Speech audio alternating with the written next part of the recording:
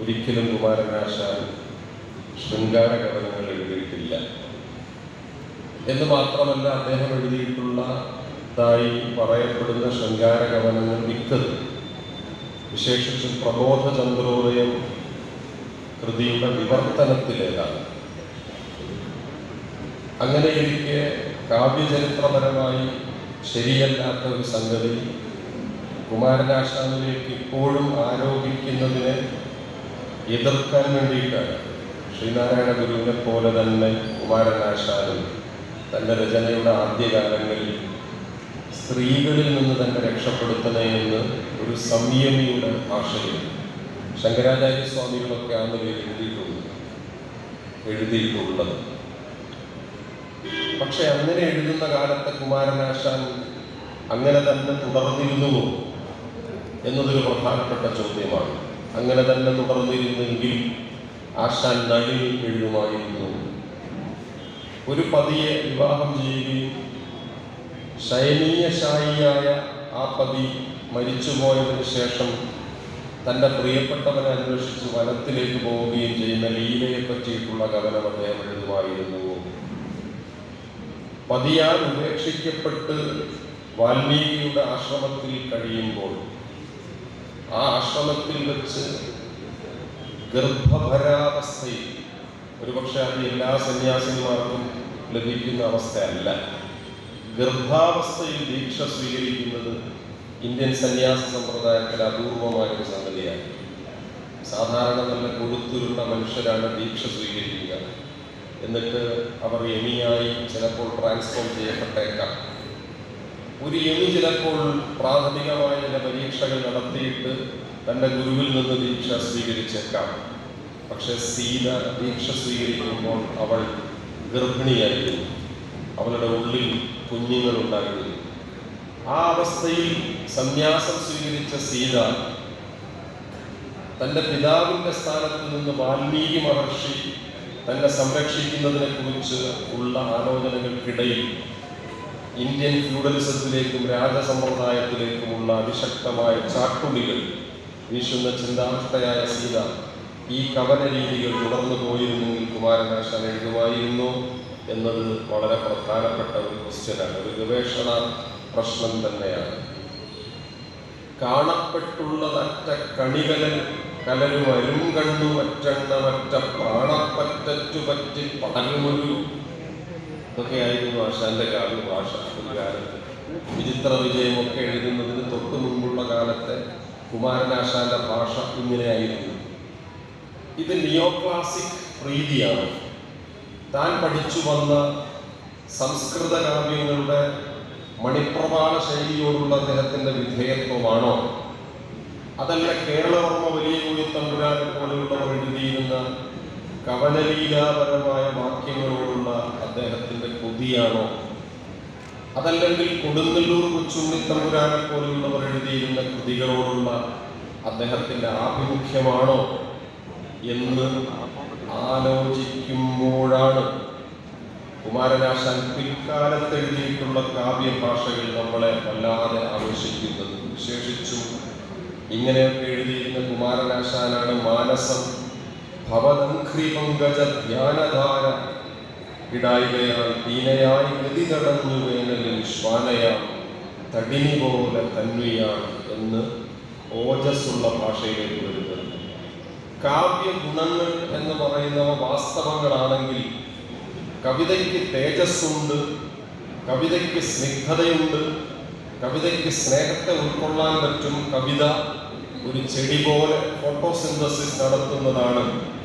കവിത ഒരു കുഞ്ഞിനെ പോലെ കരയുന്നതും അമ്മയെപ്പോലെ ചേർത്ത് പിടിക്കുന്നതുമാണ് എന്ന കാര്യങ്ങളിൽ വാസ്തവമുണ്ട് എങ്കിൽ കട്ടിക്കല്ലുപോലെ ധരിക്കാത്ത ഭാഷയിൽ നിന്ന് ഇപ്പറയുന്ന ഓജസ്സിന്റെ കാവ്യഭാഷയിലേക്ക് കുമാരനാശാൻ സഞ്ചരിച്ചതെങ്ങനെ എന്ന് ആശാനെ പഠിക്കുന്ന ഓരോ മനുഷ്യരും അന്വേഷിക്കേണ്ടത് ചരിത്രപരമായ ഒരു അത്യാവശ്യമാണ്.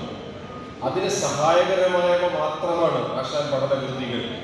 അത് പി കെ ഗോപാലകൃഷ്ണന്റെ പുസ്തകമായിക്കൊള്ളട്ടെ, മൂർക്കോത്തിന്റെ പുസ്തകമായിക്കൊള്ളട്ടെ, സി വി കുഞ്ഞിരാമന്റെ പുസ്തകമായിക്കൊള്ളട്ടെ, ജോസഫ് മുണ്ടശ്ശേരിന്റെ പുസ്തകമായിക്കൊള്ളട്ടെ, അല്ലെങ്കിൽ കുട്ടിക്കൃഷ്ണ മാരാരുടെ പുസ്തകമായിക്കൊള്ളട്ടെ, കുറ്റിപ്പുഴയുടെ പുസ്തകമായിക്കൊള്ളട്ടെ, സുകുമാർ അഴീക്കോടിന്റെ പുസ്തകമായിക്കൊള്ളട്ടെ, ലീലാവതി ടീച്ചറുടെയോ സാനി മാസ്റ്ററുടെയോ ബാലചന്ദ്രൻ വടക്കേടത്തിൻ്റെയോ പുസ്തകമായിക്കൊള്ളട്ടെ, ഈ കൃതികളൊക്കെയും നമ്മളെ ആശാനിലേക്ക് അടുപ്പിക്കാൻ സഹായിക്കും എന്നുള്ളതിനപ്പുറം നാം ആശാനെ കോരി കുടിക്കണമെങ്കിൽ ആശാൻ എന്ന സമുദ്രത്തിലേക്ക് നാം ഇറങ്ങുക തന്നെ വേണം. അതിന് നാം നളിനിയെ കലക്കി കുടിക്കണം, ലീലയെ കലക്കി കുടിക്കണം. ഹെക്ടർ ഗാർഷ്യയുടെ ഷെൻറിൻ യോക്കുവിൽ പറയണ മാതിരി വനത്തെ അറിയാൻ വനത്തിലേക്ക് നടന്നു പോകണമെന്ന് പറയുന്ന പോലെ ആശാൻ കയറിപ്പോയ വഴികളിലൂടെ ഒക്കെ തന്നെ പോകണം. അങ്ങനെ പോകാൻ കഴിഞ്ഞ ഒരനുഭവത്തിൻ്റെ തുടർച്ചയുടെ ഭാഗമായിട്ടാണ് ഞാൻ ഇവിടെയും സംസാരിക്കാൻ നിൽക്കുന്നത് എന്നാണ് പറയാൻ ശ്രമിച്ചത്. ആശാൻ നളിനി എഴുതുമ്പോൾ അദ്ദേഹം മനസ്സംസ്കരണം നടത്തിയത്, കവിത എഴുതുമ്പോൾ കവിതയ്ക്ക് പശ്ചാത്തലമായ കവികൾ ഭൂമിശാസ്ത്രത്തെ സ്വീകരിക്കും. അതേക്കുറിച്ച് തന്നെ ധാരാളം പഠനങ്ങൾ വന്നിട്ടുണ്ട്. ഇമാജിൻഡ് ജോഗ്രഫി എന്ന് പറയുന്ന സങ്കല്പം മുതൽ ഓറിയന്റലിസവുമായി ബന്ധപ്പെട്ട എഡ്വേർഡ് സെയിലിന്റെ സങ്കല്പത്തിലൂടെ സഞ്ചരിച്ച് പെൺ ശരീരം തന്നെ ഒരു ജോഗ്രഫിയാണ് എന്ന് പറയുന്ന ഫെമിനിസ്റ്റ് പോയറ്റിക്സ് വരെ ഭൂമിശാസ്ത്രം എങ്ങനെ സാഹിത്യത്തിൽ പ്രവർത്തിക്കുന്നു എന്ന് പറയുന്ന ചിന്തകളെ പഠിപ്പിക്കുന്ന വലിയ അധ്യായങ്ങളാണ്. അങ്ങനെയെങ്കിൽ അരുവിപ്പുറത്ത് ഒരു കവിയെപ്പോലെ കയറുകയും ഇറങ്ങുകയും ഒഴുകുകയും കുടിക്കുകയും കുടിക്കാതിരിക്കുകയും ധ്യാനിക്കുകയും പിണങ്ങുകയും പരിഭവിക്കുകയും സംഘടിപ്പിക്കുകയും പ്രസംഗിക്കുകയും ഒക്കെ ചെയ്ത കുമാരനാശാനാണ് നളിനിയെയും അവരുടെ പ്രിയപ്പെട്ടവരെയും അരുവിപ്പുറത്തിന് സമാനമായ ഒരു പ്രകൃതിയിൽ നിർത്തി കവിത എഴുതിയത്. ആ അരുവിപ്പുറത്ത് നിന്ന് സംസാരിക്കുമ്പോൾ ഞാൻ ഓർത്തത് നളിനിയെ സൃഷ്ടിച്ചെടുക്കാൻ കുമാരനാശാൻ ഖഗയുവാവിനെ കുന്നുകയറ്റിയ രസതന്ത്രത്തെ കുറിച്ചിട്ടാണ്. രസതന്ത്രം എന്ന് തന്നെ പറയാം. അത് ആശാനെ കുറിച്ച് എഴുതിയ അപൂർവം നിരൂപകർ എഴുതിയിട്ടുണ്ട്. കെമിസ്ട്രി കുമാരനാശാനെ പേടിപ്പിക്കുന്ന ഒരു വിഷയമായിരുന്നെങ്കിലും ആശാൻ അവതാരിക എഴുതി കൊടുത്ത AR രാജരാജവർമ്മ വാസ്തവത്തിൽ കെമിസ്ട്രിയിലെ ഒരു ഗ്രാജുവേറ്റ് ആയിരുന്നെങ്കിലും കുമാരനാശാനെ കെമിസ്ട്രി ഭയമായിരുന്നെങ്കിലും ആശാൻ തന്റെ കഥാപാത്രങ്ങളെ സൃഷ്ടിച്ചെടുക്കുമ്പോൾ ഉപയോഗിക്കുന്ന കെമിസ്ട്രി പുതിയ കവികൾക്ക് ഒരു പാഠശാലയാണ്. ആ കുമാരനാശാൻ ശിവഗിരിയിൽ എത്തുമ്പോൾ മറ്റൊരു മാനസികാവസ്ഥയിൽ എത്തിച്ചേരുന്നത് നമുക്കറിയാം. സന്യാസ പദവി അദ്ദേഹം അപ്പോഴേക്കും ഉപേക്ഷിച്ച് കഴിഞ്ഞു. ശിവഗിരി അതിനു മുമ്പ് അദ്ദേഹത്തിന് പ്രിയപ്പെട്ടതാണ്. പക്ഷെ അപ്പോഴേക്കും അദ്ദേഹം വിവാഹം കഴിഞ്ഞിരുന്നു. അതേക്കുറിച്ചാണ് ഗുരു പറഞ്ഞത്, ഇന്നലെ വരെ ഗോതമ്പ് കഴിച്ചവൻ ഇന്നിപ്പോൾ അരി കഴിക്കാൻ താല്പര്യപ്പെട്ടു. അതുകൊണ്ട് അവന്റെ കല്യാണത്തിൽ വലിയ സംഭവബഹുലമായ കാര്യങ്ങളൊന്നുമില്ല. അയാൾ കല്യാണം കഴിച്ചു, അത്രയേ ഉള്ളൂ. അത് അയാളുടെ ജീവിതത്തിന്റെ ഒരു ഇൻസ്റ്റിങ്ക്റ്റ് ആണ്. അയാൾ കല്യാണം കഴിക്കുക തന്നെ ചെയ്യും എന്ന് ഗുരുവിന് അറിയാമായിരിക്കണം. അതുകൊണ്ട് അതിൽ വലിയ അത്ഭുതമൊന്നുമില്ല എന്ന് ശ്രീനാരായണ ഗുരു പറഞ്ഞിട്ടുണ്ടല്ലോ. ആ ശിവഗിരി കുമാരനാശാനെ സംബന്ധിച്ച് മറ്റൊരു കാവ്യഭൂമികയായിരുന്നു. തോന്നയ്ക്കൽ ആശാനെ സംബന്ധിച്ച് മറ്റൊരു കാവ്യഭൂമികയായിരുന്നു. നമ്മൾ ഇന്നിപ്പോ മുന്നിലെ വലിയ വാസവദത്ത ശില്പം കാണുന്ന സ്ഥലത്ത് കപ്പയും വാഴയും കൃഷി ചെയ്തിരുന്ന കുമാരനാശാനെ സങ്കല്പിക്കാൻ പറ്റും. സ്വാമി ബ്രഹ്മവ്രതൻ ആദ്യകാലത്ത് ആശാന്റെ കൃതികൾ കഥാപ്രസംഗം ചെയ്യുന്നതിന് വേണ്ടിയിട്ടുള്ള സംഭാഷണം നടത്താൻ വേണ്ടി ചെല്ലുമ്പോൾ ആശാൻ ഭാനുമതി അമ്മയുമായി കപ്പകൃഷി നടത്തുന്നതിനെ കുറിച്ച് വേണമെങ്കിൽ സങ്കല്പിക്കാൻ പറ്റും. വാഴകൃഷി, കപ്പകൃഷി, ചെറുകിട ഇഞ്ചി കൃഷിയൊക്കെ നടത്തിക്കൊണ്ടിരുന്ന കുമാരനാശാൻ കൃഷി നടത്തിയതിന്റെ ഇടവേളയിൽ എഴുതിയ കൃതി അല്ല ചിന്താവിഷ്ടയായ സീതയൊക്കെ എന്നുള്ളത് മറ്റൊരു വാസ്തവമാണ്.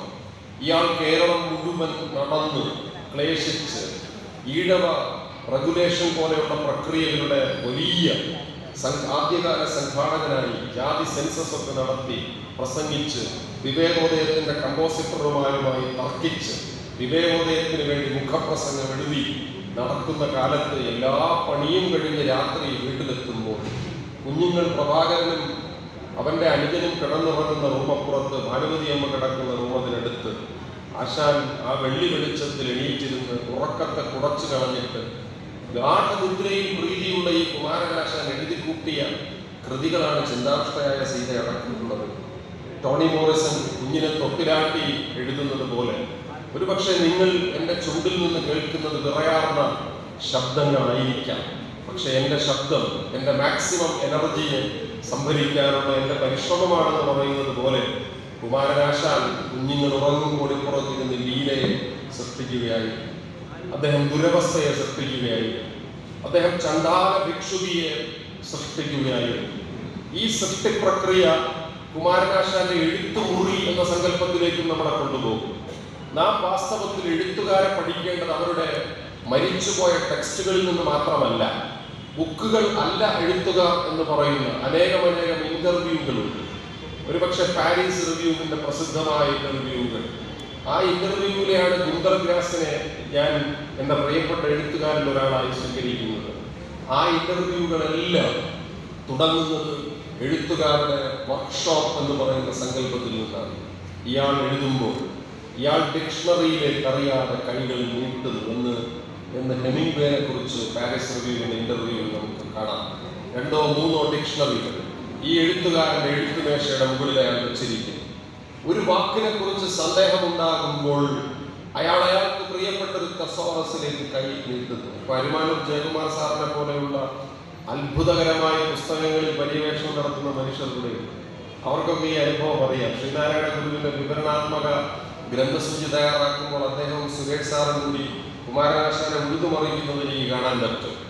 ഇമാതിരി കുമാരനാശാൻ തന്റെ വർക്ക്ഷോപ്പിലിരുന്ന് കൃതികൾ സൃഷ്ടിച്ചുകൊണ്ടിരുന്നു. ആ ആശാന്റെ കൃതികളിൽ എങ്ങനെ സ്ത്രീ വിമോചനം ഒരു പ്രത്യയശാസ്ത്ര പ്രവർത്തനമായി പങ്കെടുത്തു എന്ന് വളരെ വേഗത്തിൽ എനിക്ക് പറഞ്ഞു തീർക്കാൻ പറ്റും. ഒരു 5-6 പോയിന്റ്. ആ കൂട്ടത്തിൽ ആദ്യത്തെ വാക്യം ഇങ്ങനെയാണല്ലോ: നമ്മൾ എല്ലാ ആശാൻ എസ്സേ എഴുതുന്നത് മഹാകവിത എഴുതാതെ മഹാകവിയായി തീർന്നയാളാണ് കുമാരനാശാൻ. സത്യത്തിൽ ആശാനെ ആക്ഷേപിക്കാൻ പറ്റിയ ഏറ്റവും വലിയ വാക്കാണ്.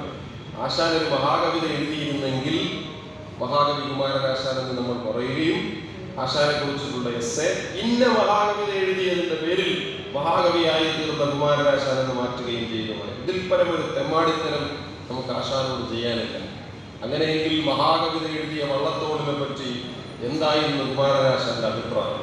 ചിത്രയോഗ മഹാകാവ്യം എഴുതി മഹാകവി പട്ടം കിട്ടി നിളാതീരത്തുകൂടി വെള്ളക്കുതിരയ്ക്ക് മുകളിൽ സഞ്ചരിച്ചു കൊണ്ടിരുന്ന വള്ളത്തോളിനെ പറ്റി കുമാരനാശാൻ പറഞ്ഞത്, ഈ നെടുംകുതിര എഴുന്നള്ളത്ത് കാണുമ്പോൾ എനിക്ക് ചിരിച്ചു മറിയാനാണ് തോന്നുന്നത്.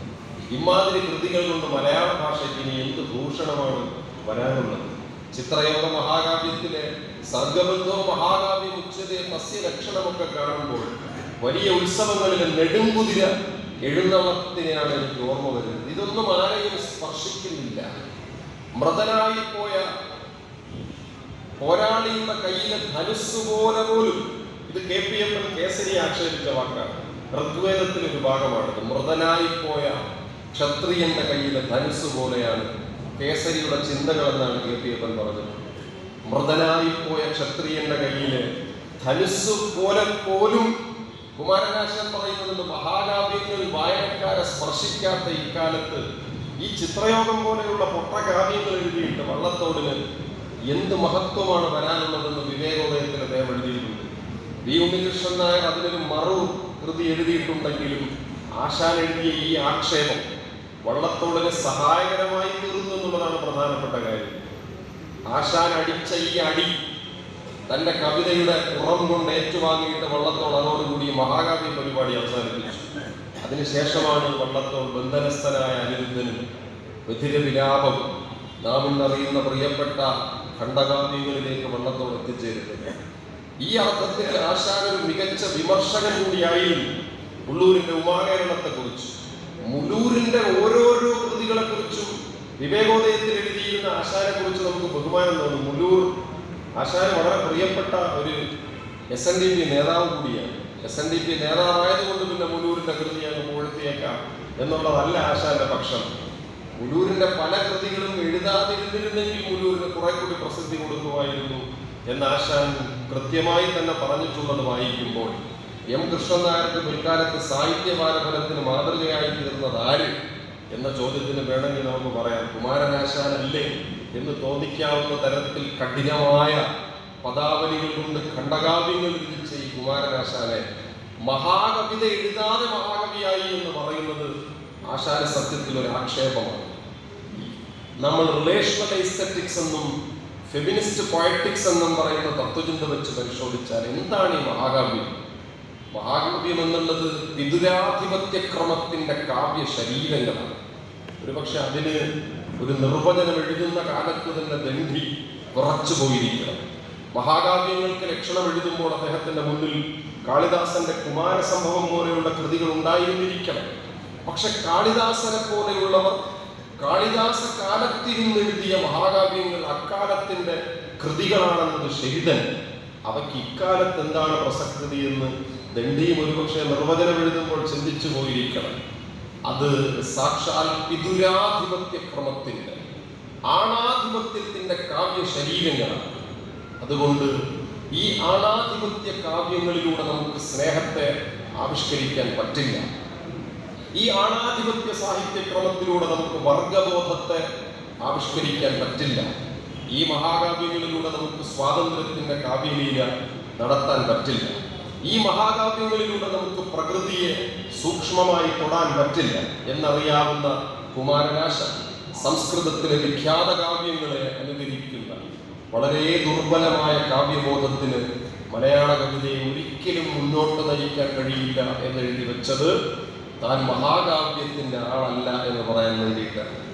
അതുകൊണ്ടല്ല എനിക്ക് മഹാകവി പട്ടം വേണ്ട, നിങ്ങൾ ഒരാളും എന്നെ മഹാകവി എന്ന് വിളിക്കണ്ട എന്ന ആശാൻ നിരാക്ഷേപമായി തന്നെ പ്രഖ്യാപിച്ചു. അദ്ദേഹം മറ്റൊരിടത്ത് പറയും, കാലത്തിന്റെ കഥ പറയാൻ മഹാകാവ്യങ്ങൾ അനുചിതമാണ്. ഈ വാക്യം സത്യത്തിൽ ജെൻഡർ എന്ന് നാം പറയുന്ന ലിംഗബോധത്തിൽ അധിഷ്ഠിതമായ സാംസ്കാരിക പ്രശ്നങ്ങളെ ആവിഷ്കരിക്കാൻ ഒരു മഹാകാവ്യവും നളിനിയെപ്പോലൊരു പെണ്ണിനെ ദിവാകരനെ അന്വേഷിച്ച് കൊണ്ടുപോകില്ല. ഒരു മഹാകാവ്യത്തിലും നിങ്ങൾക്ക് സീതയുടെ പ്രതിഷേധങ്ങളെ എഴുതി വയ്ക്കാൻ കഴിയില്ല. ഒരു മഹാകാവ്യത്തിലും ലീല എന്നൊരു പെണ്ണ് ഉയർത്തെഴുന്നേറ്റ് മാധവിയുടെ ചുമലിൽ പിടിച്ച് നടന്നു വരില്ല. ഒരു മഹാകാവ്യവും ദുരവസ്ഥയുടെ രാഷ്ട്രീയ പ്രശ്നത്തെ ആവിഷ്കരിക്കാൻ നിങ്ങൾക്ക് ഒരു തേരുമൊരുക്കി തരികയില്ല.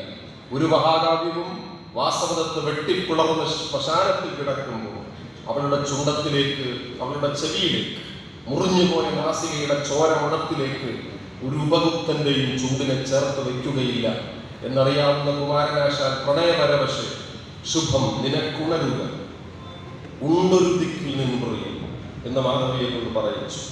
അടുത്ത വരി ശ്രദ്ധിക്കണം.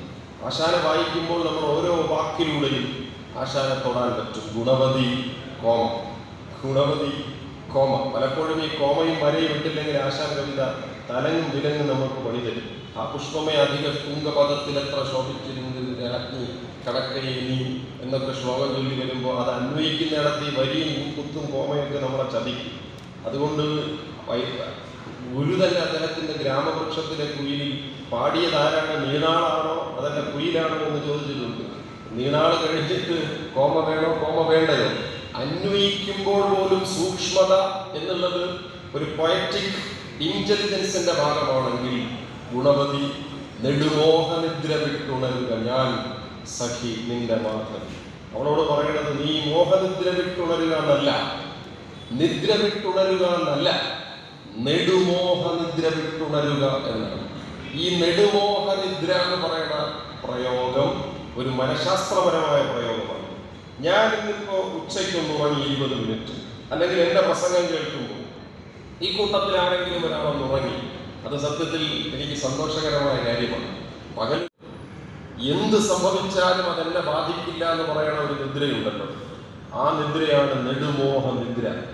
അത് ലീലയോടാണ് മാധവി പറയണതെങ്കിലും ഈ നാട്ടിലെ പെണ്ണുങ്ങൾ ആ നിദ്രയിലായിരുന്നു. നീയൊക്കെ ഇത്രയും കാലം ഉറങ്ങിയില്ലേ, ഇനിയെങ്കിലും ഒന്ന് എണീക്ക്, ഈ ശൈലീയ ഷായിമാരെ എടുത്ത് കളഞ്ഞിട്ട് പ്രിയപ്പെട്ടവനെ ഒന്ന് അന്വേഷിച്ച് പോകുമെന്ന് പറയണതിലൊരു വിപ്ലവമുണ്ട്. എങ്ങനെ കുമാരനാശാൻ വിപ്ലവത്തിന്റെ ശുക്രനക്ഷത്രമായി എന്ന് മുണ്ടശ്ശേരി മാസ്റ്റർ പറയും. ദുരവസ്ഥ എഴുതുന്നതിന് മുൻപ് തന്നെ കുമാരനാശാൻ വിപ്ലവത്തിന്റെ ശുക്രനക്ഷത്രമായി. ഇവിടെ പ്രണയിക്കാൻ അവകാശമില്ലാതിരുന്ന മനുഷ്യർക്ക് പ്രണയിക്കാൻ കഴിയുമെന്ന് പ്രഖ്യാപിച്ച നളിനി പുറത്തു വന്നു. വീണഭൂമിയിലൂടെ അതിനെക്കുറിച്ച് ഞാൻ പറഞ്ഞ് അവസാനിപ്പിക്കും. ആ സമയത്ത് എന്നെ സഹായിക്കാൻ വേണ്ടിയിട്ട് ഇതിന്റെ മുകളിലിരിക്കുന്ന ഈ വൃത്തങ്ങൾ ഞാൻ കണ്ടുപിടിച്ചു. ആ വീണഭൂമിയിലൂടെ ചണ്ഡാല ഭിക്ഷുകിയിലൂടെ വിപ്ലവത്തിന്റെ ശുക്രനക്ഷത്രം നിർമ്മിച്ചെടുത്ത കുമാരനാശാൻ ലീലയോട് മാധവിയെ കൊണ്ട് പറയിക്കും നെടുമോഹ നിദ്ര വിട്ടുണരും. ഈ നെടുമോഹ നിദ്ര എന്നത് മഹാകാവ്യത്തിന്റെ നിദ്രയാണ്. മഹാകാവ്യത്തെ നിർമ്മിച്ചെടുക്കുന്ന പിതരാധിപത്യ സമൂഹം ആയിരക്കണക്കിന് വർഷങ്ങളായി ഉറക്കത്തിൽ മയക്കിക്കിടത്തിയിരുന്ന പെണ്ണിനെ മാധവി ഞെട്ടി ഉണർത്തി. എന്നിട്ട് ലീല തന്റെ പ്രിയപ്പെട്ടവനെ അന്വേഷിച്ചു പോകുന്ന അസാധാരണമായ ഒരു ലിബിഡിനൽ ഇക്കോണമി. ഈ പ്രയോഗം ലിയോത്താർഡിന്റെ ഒരു പ്രയോഗമാണ്. നാം നമ്മുടെ ഇച്ഛകളെ മുഴുവൻ കുഴിച്ചു മൂടിയിട്ട് പിന്നെന്ത് സാക്ഷാത്കാരമാണ് സ്വപ്നങ്ങളിലൂടെ നേടേണ്ടത്? ആകയാൽ നിങ്ങൾക്ക് ഇച്ഛയുണ്ടെങ്കിൽ ആ ഇച്ഛയെ ഉറക്കമുറുകെ പിടിക്കുകയും ഇച്ഛകളെ സാക്ഷാത്കരിക്കാൻ ഉറക്കത്തിലെ മനുഷ്യരായാൽ കഴിയുകയില്ല എന്ന് പ്രഖ്യാപിക്കുന്ന ലീലയിലൂടെ, നളിനിയിലൂടെ കുമാരനാശാൻ പ്രണയത്തെ അവകാശമാക്കി തീർക്കുകയായിരുന്നു. ലീലയിൽ നിന്ന് തന്നെ അടുത്ത വരിയും പറയാം. രതി നിത്യം ഒരാൾക്കൊരാളിലായി സ്ഥിതി ചെയ്യിൽ സഖി പെണ്ണിനാളിലും അതിലും വലുവില്ലഹോ വ്രതം ധൃതിമാൻ എന്തൊരു ധന്യൻ എൻ പ്രിയൻ. ഇത് കിട്ടിയവനെ കുറിച്ച് പറയുന്ന വാക്യമല്ല. ഇത് കുമാരനാശാൻ കവിത എഴുതുന്നതിന് മുമ്പ് ആരെങ്കിലും ഒരാൾ പറഞ്ഞിരുന്നെങ്കിൽ ആ പെണ്ണിനെ ദേവദാസി എന്ന് വിളിച്ചാൽ, ഓ അവൻ മരിച്ച്. ഇപ്പൊ ഈ നമ്മൾ കണ്ടുകൊണ്ടിരിക്കുന്ന ഒരു സിനിമ ഉണ്ടല്ലോ, ഉള്ളൊഴുക്കം മാറുന്നത് കണ്ടു. തീന്മേശയ്ക്ക് മുന്നിലെ ആപ്പിൾ എന്ന സങ്കല്പം തന്നെ പൊളിഞ്ഞു. ജീവിതമരം പടർന്ന് പന്തലിച്ച് നിൽക്കുന്നു. അതിന്റെ കൊമ്പുകളിൽ ജീവാത്മാക്കൾ ചലിക്കുന്നു. ഏറ്റവും ഉയരെ തലയിൽ കിരീടം ചൂടിയ ഒരു വെള്ളിൽ പക്ഷിയുണ്ട്. ഈ വെള്ളിൽ പക്ഷിയെ എനിക്ക് ആസ്വദിക്കാൻ പറ്റും. കാരണം ഒരിക്കൽ എൻ കക്കാടിനെ കുറിച്ചിട്ടുള്ള പ്രഭാഷണം നടത്തുമ്പോൾ KG ശങ്കരപ്പിള്ള സാർ ഉപയോഗിച്ചത് ഇതേ വെള്ളിൽ പക്ഷി എന്ന വാക്കാണ്. ഒരു കവിയെ അടയാളപ്പെടുത്താൻ മറ്റൊരു കവി വെള്ളിൽ പക്ഷി എന്ന വാക്ക് ഉപയോഗിക്കണമെങ്കിൽ ആ കവിയുടെ ചിത്തോന്മാദാവസ്ഥയിൽ അയാൾ സ്പർശിച്ച വെള്ളിൽ പക്ഷി തന്നെയാണത്. ഈ വെള്ളിൽ പക്ഷി മാതിരി ഒരു സങ്കല്പമാണ് സത്യത്തിൽ നളിനിയിലെ ആ കാമുകൻ. ധീരനായ യതി നോക്കി തന്വിതൻ ഭൂരിബാഷ്പ പരിപാടലം മുഖം പ്രിയേ നിന്റെ മുഖമാകെ കണ്ണീർ പടർന്നിരിക്കുന്നു. കരഞ്ഞു കരഞ്ഞു കരഞ്ഞു ഇനിയും കരയാൻ ഉന്നമിച്ച് ഈ കണ്ണീര് കൊണ്ട് നിന്റെ മുഖം കഴുകപ്പെട്ടിരിക്കും എന്ന് പറഞ്ഞാൽ നിന്റെ കണ്ണിൽ നിന്ന് ഒരു നദി കുത്തുലിച്ചു വരും. പൂരിതാഭയുടെ ഉഷസ്സിൽ മഞ്ഞുതൽ ധാരയാർന്ന പനിനീർ സുമോപം. അതാണ് കുമാരനാശാൻ. അല്ലാതെ കരഞ്ഞു കരങ്ങിയ സീരിയൽ നടിമാരെ പോലെ ഒരു സ്ക്രിപ്റ്റ് റൈറ്റർ അല്ല കുമാരനാശാൻ. ഈ കണ്ണീരിനപ്പുറം ഒരു ചുവന്ന ചെമ്പരത്തിപ്പൂവിനെ പ്രതിഷ്ഠിക്കുന്നു. സ്നേഹത്തിന്റെ വിപ്ലവമാണ് കുമാരനാശാൻ. അതിലെ 2-3 ഉദാഹരണങ്ങൾ കൊണ്ട് വളരെ പെട്ടെന്ന് വിശദീകരിച്ച് ഞാൻ എൻ്റെ ഈ വർത്തമാനത്തെ ഉപസംഹരിക്കാം. ആ കുമാരനാശാൻ ഒരു കോളാമ്പിയാണെന്ന് ഞാൻ പറഞ്ഞു. കോളാമ്പി എന്ന് പറഞ്ഞാൽ കവിത ഒരു കോളാമ്പി കൂടിയാണ്. ഈ കോളാമ്പിയാണല്ലോ സാംബശിവനെ നമുക്ക് പ്രിയപ്പെട്ട കാതികനാക്കി മാറ്റി. സാംബശിവൻ വീടകത്തിരുന്ന് ആശാനെ കുറിച്ച് കഥാപ്രസംഗം നടത്തി. വയലാറിന്റെ ആയിഷ പാടി, 20-ാം നൂറ്റാണ്ട് പാടി സാംബശിവൻ. സാംബശിവൻ ഉത്സവപ്പറമ്പിലിരുന്ന് പാടുമ്പോൾ ഉത്സവപ്പറമ്പിലേക്ക് വരാൻ കഴിയാത്ത മലയാളി സാംബശിവനെ കേട്ടത് തെങ്ങിന്റെ മണ്ടയിൽ കെട്ടിവെച്ച ഈ കോളാമ്പിയിലൂടെ. EMS പ്രസംഗിക്കുമ്പോൾ EMSന്റെ പ്രസംഗം കോളാമ്പിയിലൂടെ കേട്ട് കൊച്ചി നഗരം തന്നെ സ്തബ്ധമായതിനെ കുറിച്ച് സുഭാഷ് ചന്ദ്രന്റെ ഒരു കഥയിൽ പണ്ട് കോളാമ്പി അനുവദനീയമായ ഒരു ഉച്ചഭാഷണിയാണ്, അതിങ്ങനെ കെട്ടിവെച്ചിരിക്കുന്നത്. ആ കോളാമ്പിയിലൂടെ ശബ്ദം നാം കേൾക്കുന്നു. ജോസഫ് കുണ്ടശ്ശേരിയുടെ ഉഗ്രപ്രതാപം കലർന്ന പ്രസംഗം കോളാമ്പിയിലൂടെ കേട്ടുകൊണ്ട് കേരളം നടുന്നു എന്ന് പറയാമെങ്കിൽ കുമാരനാശാന് കവിതയിൽ കോളാമ്പിയായി. സംസാരിക്കാൻ കഴിയാത്തവർക്ക് വർത്തമാനം കൊടുത്ത കോളാമ്പിയായിരുന്നു കുമാരനാശാൻ എന്ന് നമുക്ക് പറയാൻ പറ്റും. ആ കോളാമ്പി കാണണമെങ്കിൽ നമ്മൾ സാക്ഷാൽ വാസവദത്തയുടെ മുറിച്ചിട്ട മൂക്കിന് മുന്നിൽ ചെന്ന് നിൽക്കണം. കവിയുടെ ബുദ്ധിശാലിത്വവും കാവ്യാംഗങ്ങളായ വിദ്യകളിലെ അഭ്യാസവും ധ്യാനശക്തിയും മൂന്നും ഒരിടത്ത് വരണമെങ്കിൽ അത് ദുർലഭമാണ്, അതെല്ലായിടത്തും സംഭവിക്കില്ല എന്ന് പറഞ്ഞത് കാവ്യമീമാംസാകാരനായ രാജശേഖരനാണ്. കവിയുടെ ബുദ്ധിശാലിത്വം, ഇന്റലിജൻസ്, ബുദ്ധിശക്തി, മേധാശക്തി, ധീ എന്ന് നമ്മൾ പറയുന്ന പ്രയോഗം ഒരു കവിയിൽ ഉണ്ടാകുന്നു. കാവ്യാത്മകങ്ങളായ വിദ്യകളിലെ അഭ്യാസം, അത് ഭാഷ മാത്രമല്ല, മെറ്റഫേഴ്സിനെ ഇന്നലെ വരെ ആരും ഉപയോഗിക്കാത്ത പ്രതീകങ്ങളെ കൊണ്ടുവരാനുള്ള പരിശ്രമം, പോയിന്റ് ഓഫ് വ്യൂ എന്ന് നമ്മൾ പറയേണ്ട സാധ്യത. ചില കവികൾ ജീവിതകാലം മുഴുവൻ എഴുതുന്ന കവിതയിൽ കഥാപാത്രങ്ങൾ നിന്നിടത്ത് തന്നെ നിൽക്കും. ആദ്യകാല കവിതയിലേതുപോലെ അവസാനകാല കവിതയിലും കഥാപാത്രം നിന്നിടത്ത് തന്നെ നിൽക്കുന്ന ഒരു പോയിന്റ് ഓഫ് വ്യൂവിൽ നിന്ന് വ്യത്യസ്തമായി ആശാൻ തന്റെ നളിനി എഴുതുമ്പോൾ, നവനവോല്ലേഖ കൽപ്പനകളിലെ യമി എഴുതുമ്പോൾ കാനനം ഖഗയുവാവ് പോലെ കാണുന്ന യമിയായി അയാൾ സങ്കല്പിച്ചു. ഒരു പക്ഷി ആകാശത്ത് പറക്കുന്നു. ഈ പറക്കുന്ന പക്ഷി യുവാവ് കാനനത്തെ കാണുന്നത് പോലെ നിജനീഢമാർന്നെഴുതും കാനനം ഖഗയുവാവ് പോലെ തൻ്റെ കൂടിരിക്കുന്ന ഈ കാനനത്തെ കാടിനെ കാണുന്ന പക്ഷിയെപ്പോലെ യുവാവ് എന്നെഴുതണമെങ്കിൽ തൻ്റെ കാവ്യ ശരീരത്തിലേറി ആശാൻ ആകാശത്തേക്ക് പോയാലല്ലാതെ അത് എഴുതാൻ പറ്റില്ല. അപ്പൊ ബുദ്ധിശക്തിയും കാവ്യവസ്തുക്കളിലുള്ള ആ പ്രജ്ഞയും, മൂന്നാമത്തേത് ധ്യാനശക്തിയാണ്. ഈ ധ്യാനശക്തി ഉള്ളത് കൊണ്ടാണ് ഖലീൽ ജിബ്രാൻ കാലത്തിന്റെ കവിയായി മാറുന്നത്. ജിബ്രാൻ എഴുതിയിട്ടുണ്ട്, എനിക്ക് മൗനത്തിനുള്ളിലിരുന്ന് സംഗീതത്തെ കാണാൻ പറ്റും, കേൾക്കാൻ പറ്റുമെന്നല്ല, മൗനത്തെ കുടിച്ചുകൊണ്ട് എനിക്ക് സംഗീതത്തെ കേൾക്കാൻ പറ്റുമെന്നെങ്കിൽ കേൾക്കാത്ത ബീഥോവൻ സിംഫണി സൃഷ്ടിക്കുന്നത് മാതിരി എനിക്ക് കവിതയെ കൊണ്ടുവരാൻ പറ്റുമെന്ന് പറയുന്നത് ധ്യാനത്തിന്റെ അപ്പർ മൈൻഡാണ്. ഇത് മൂന്ന് തരത്തിൽ കവികൾക്കുണ്ടാവാം. പക്ഷേ കുമാരനാശാന് ഈ 3 ക്വാളിറ്റിയും ഒരുപോലെ സംയോജിച്ചിരുന്നു എന്ന് പറയണമെങ്കിൽ ആ സംയോജന ശക്തി കൊണ്ടാണ് മുറിച്ചിട്ട ഒരു പെണ്ണിനെ ആലോചിച്ചു നോക്കണം.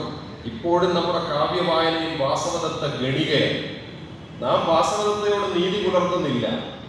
ആശാൻ വാസവദത്തെ ഗണികയായിട്ടല്ല സങ്കല്പിച്ചിട്ടുള്ളത്. ഗണികാവൃത്തി എന്ന് പറയുന്നത് അവൾക്ക് സമൂഹം കൽപ്പിച്ചു കൊടുത്ത ഒരു പദവി മാത്രമാണ്. ഇത് ആശാൻ പറഞ്ഞു വെച്ചിട്ട് പോയി. പിന്നീട് ഇതിനെടുത്ത് ഉപയോഗിച്ചത് എന്നൻ പിള്ളയാണ്. അച്ഛനെ ഈ സാധനം ധരിപ്പിച്ചതും എൻ്റെ വസ്ത്രം ഊരിക്കളഞ്ഞതും ഈ സമൂഹം തന്നെയാണ് അച്ചോ എന്ന് പറയുന്നില്ല. ആ കാഴ്ചപ്പാട് എന്നൻ പിള്ളയ്ക്ക് ഒരുപക്ഷെ കുമാരനാശാൻ കൊടുത്തതാവാം, അല്ലായിരിക്കാം. രണ്ടായാലും വാസവദത്ത ഗണികയാണ്. ആ ഗണികയ്ക്ക് ഒരു പുരുഷൻ വന്നിട്ട് മോക്ഷം കൊടുത്തു എന്ന് പറയണ പരമ്പരാഗതമായ വായന സത്യത്തിൽ കരുണയോട് നീതി പുലർത്തുന്നില്ല. ആ നീതി പുലർത്തുന്നില്ല എന്നറിയണമെങ്കിൽ ആശാൻ എഴുതിയ വരികളിലൂടെ നമ്മൾ പോകണം. അനുനാസിക വികല മന്ദരോഷ്ടലീലീല സ്വനം അമ്മൊഴി ഇതര ശ്രാവ്യമല്ലഹോ. മൂക്കുപോയി അവൾ കൊടും പാപം ചെയ്ത് അവൾ തന്റെ വീട്ടിലേക്ക് വന്ന ആ സമ്പന്നനെ ഒന്ന് കുഴിച്ചു മൂടിയതിന് ശിക്ഷ നേടി ശ്മശാനത്തിൽ ഉറങ്ങുന്നു. അനുനാസികം മുറിഞ്ഞുപോയി. ആകയാൽ മുറിഞ്ഞുപോയ മൂക്കുകൊണ്ട് അവൾക്ക് ഭാഷ ഉച്ചരിക്കാൻ പറ്റുന്നില്ല. മുറിഞ്ഞുപോയ മൂക്കുകൊണ്ട് താടകയ്ക്ക് ആട്ടക്കഥ എഴുതി കൊടുത്ത കേരളമാണ്. അനനുനാസിക പ്രബന്ധം എന്നൊരു പ്രബന്ധമുണ്ട്. ആ അനനുനാസിക പ്രബന്ധത്തിൽ ഒരു അനുനാസിക ശബ്ദവുമില്ല. താടകയ്ക്ക് സംസാരിക്കാൻ വേണ്ടി താടകയ്ക്ക് മൂക്കുപോയ വ്യവസ്ഥയെ സമൂഹം അറിയാതിരിക്കാൻ വേണ്ടി മൂക്കുകൊണ്ട് ഉച്ചരിക്കുന്ന എല്ലാ സ്വരങ്ങളെയും ഇല്ലാതെ ഒരു കവിത എഴുതി. അപ്പൊ താടക സാധാരണ പോലെ സംസാരിക്കും. ആശാൻ അത് ചെയ്തിട്ടില്ല. മൂക്കുപോയി എന്നുള്ളത് നിങ്ങൾ കാണുക തന്നെ വേണം.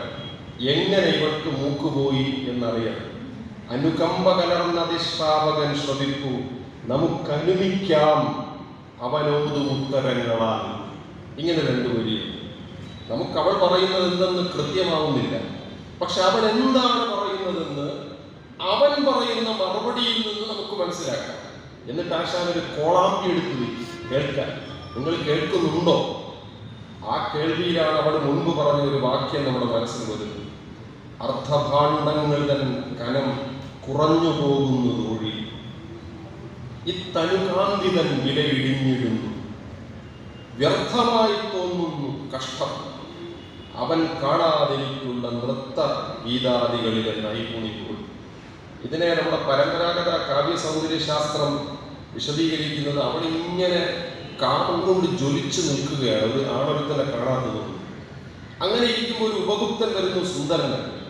ഈ സുന്ദരനായ ഉപഗുപ്തനെ കണ്ടിട്ട് കൊതി പൂണ്ട് ഇവള് തോഴിയെ കുത്തി വിടുകയാണ്. എങ്ങനെയെങ്കിലും അവനൊന്നും എനിക്ക് കീഴ്പ്പെടുത്തില്ല. അവൻ പറയും, ക്ഷമയൊഴിഞ്ഞ് സമയമായില്ല പോലും. എന്തൊരു നാണക്കേടാണ്! ഇങ്ങനെയാണോ കരുണയെ വ്യാഖ്യാനിക്കേണ്ടത്? ഇവൾ ആഗ്രഹിച്ചത് ഉപഗുപ്തനോടൊപ്പം ശയിക്കാനുള്ള രാത്രികളിലെ നിദ്രാവിഹീനമായ രാത്രികളെ അല്ല, മറിച്ച് ഉപഗുപ്തനോടൊപ്പം ഒരു കുടുംബജീവിതമാണ്. ഈ സമൂഹം ഒരു കുടുംബജീവിതം എനിക്ക് തരുന്നില്ല. അത് വായിച്ചെടുക്കാൻ കഴിയുന്ന തരത്തിൽ പെൺധീരതയെ പറയുന്ന ഫെമിനിസ്റ്റ് പോയറ്റിക്സ് ഇന്ന് വളരെ പ്രബലമാണ്.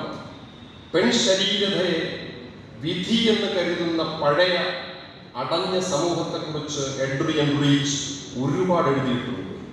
നിങ്ങൾ പറയുമോ വാസവദത്തയ്ക്ക് ഒരു കുടുംബജീവിതം സാധ്യമാണ്? പരമ്പരാഗത ആൾ സമൂഹം പറയും അല്ല, ആ കുലടയ്ക്ക്, ആ ഗണികയ്ക്ക് എന്തിന് കുടുംബം? പക്ഷെ അവൾ ആഗ്രഹിക്കുന്നത് ഒരു കുടുംബമാണ്.